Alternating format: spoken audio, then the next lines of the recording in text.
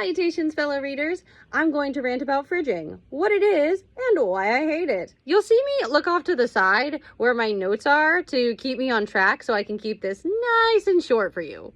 Fridging is when authors create and subsequently harm side characters without agency whose actions don't impact the plot solely for the purpose of traumatizing or motivating the protagonist. The term was created after this trope was executed in an especially brutal manner in a Green Lantern comic. The hero was given a girlfriend simply so she could be terminated and sliced up so he could find pieces of her in his refrigerator, which would prompt him to seek and attack the villain.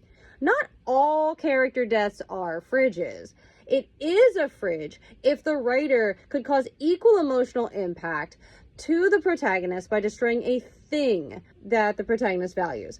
A home, monetary life savings, job, reputation, instead of hurting a person that is loved. Doing so, in the context of the story, treats her, it's usually a female character, like an object. When an author could replace the death of a human being with the protagonist suffering a different sort of loss, like a home or a pile of money, the personhood of the deceased character is completely absent. It is not a fridge if an injured character has her own backstory and goals separate from the protagonist, and her choices and actions have an impact on the plot.